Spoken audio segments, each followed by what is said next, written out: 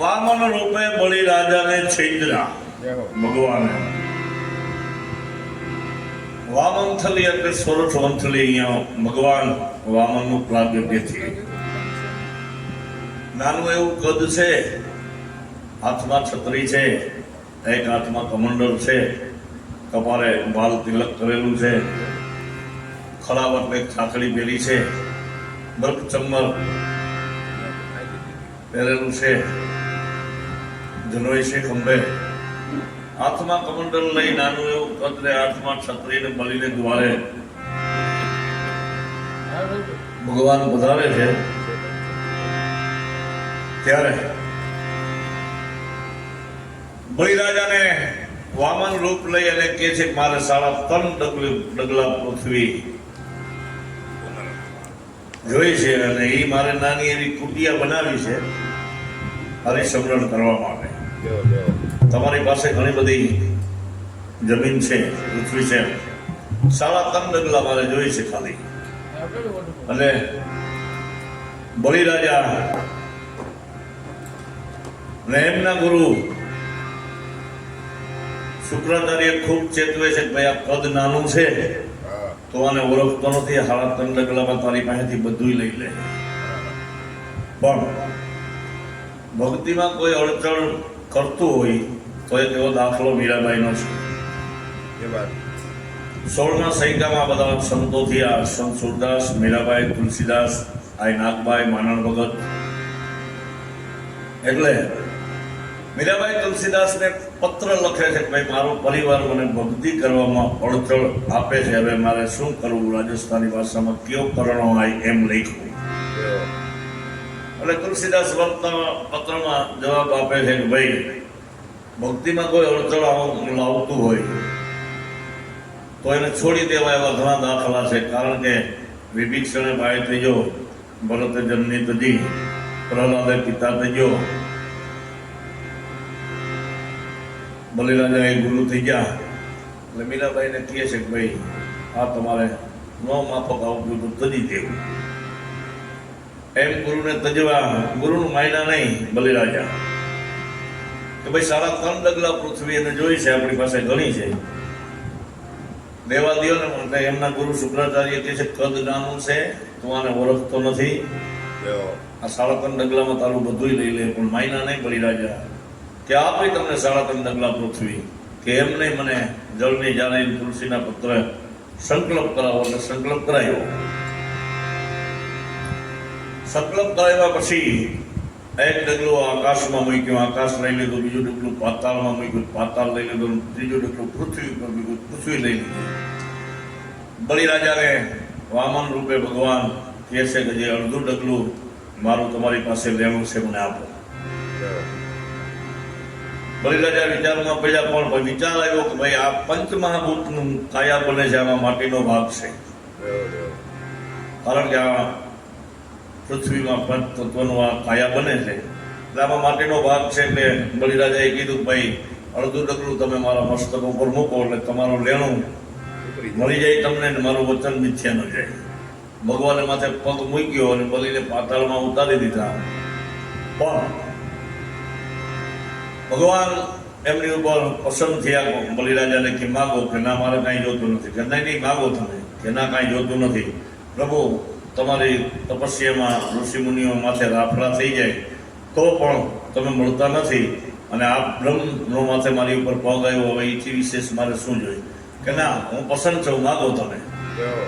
કે તમે જો દેવા જ બેઠા હોય તો આંખના પલકારા જેટલા તમે મારાથી છેટા નહીં ભગવાન હલવાના કે તો આ બધું અટકી જાય પૃથ્વીનું સંચાલક કે તમે 3 જણા છો. બ્રહ્મા વિષ્ણુ ને મહેશ 4 મહિના એ મારો ફેરો ભરો ત્યારે શું કે છે?